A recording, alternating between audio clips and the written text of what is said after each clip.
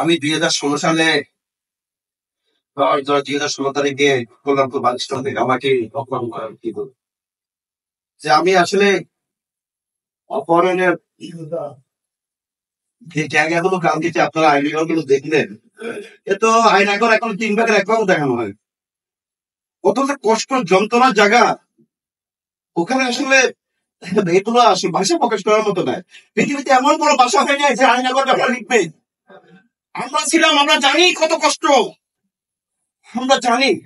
আজকে আমাদের বাচ্চাদের কান্নাকাটি করতেছে, কেউ বাবা কেউ ভাই যখন চলে যাচ্ছে আমাদেরকে তারা বলে গেছে যে ভাই আমরা চলে গেলাম, তোমরা একটা এদের বিচার করো। আমরা আজকে জবান দিচ্ছি এই বাংলার মাটিতে এই মহাপুরুষদের বিচার হবে। যে সরকার থাকুক আর না থাকুক, কে থাকে কে থাকবে এটা আমরা জানি না। আমরা প্রতিহিংসা আমাদের কোনো কিছু নাই। আমরা আজকে যে কষ্ট আমাদের পরিবার সংসার সবকিছু তছনছ করে দিচ্ছে। আজকে যে গুম কমিশন করছে এই গুম কমিশন কারেকশন করতে হবে, তাদের মনোবল বাড়ানো লাগবে। আজকে অনেকে বড় বড় কথা বলতেছে, প্রতিটা প্রতিষ্ঠা মানবাধিকার সংগঠন থেকে শুরু করে প্রতিষ্ঠান আমরা দুয়ারে দুয়ারে ঘুরছি, কারো কাছে আমরা বিচার পাইনি, কারো কাছে বিচার পাইনি। কোন ইলেকট্রিক মিডিয়া, কভার মিডিয়া, সাংবাদিক এইসব ব্যাপারে কোনো কথাই করার সাহস পাইনি। আজকে আমরা অনেক কষ্টে যন্ত্রণা, আমাদের অনেক পরিবার আছে যারা ভিকটিম, এখনো যারা নাই রাস্তায় ভিক্ষা করতেছে, ভিক্ষা।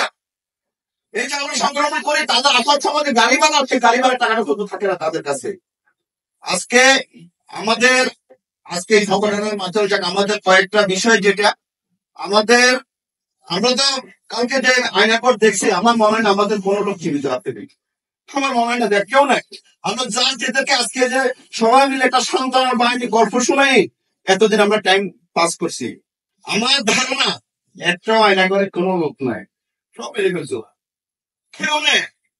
আমরা এতদিন আজকে আমাদের বাচ্চাদেরকে আমার বাবাদেরকে মানাদের কাছে সান্ত্বনা দিচ্ছি, যাতে একটা গল্প শোনায় শুনে রাখছি এতদিন যে বাবা তোমার সন্তান আসবে, তোমার মা তোমার ছেলে আসবে, আসলে কেউ নেই।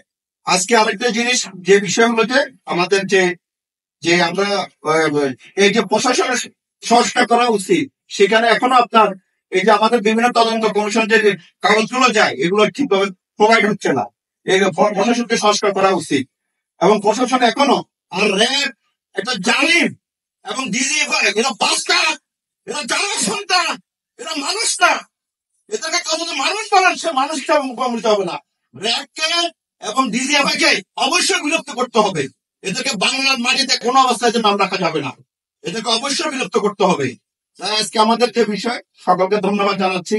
আসলে আমরা যারা ভিকটিম আমরা তো ফেরত আসছি, বাস্তবতা আমরা দেখিয়ে আসছি কষ্ট যন্ত্রণা যেগুলো, আর তারা তো স্বপ্ন নিয়ে বেঁচে আছে। আমাদের আমরা যাই এর সুষ্ঠু তদন্তের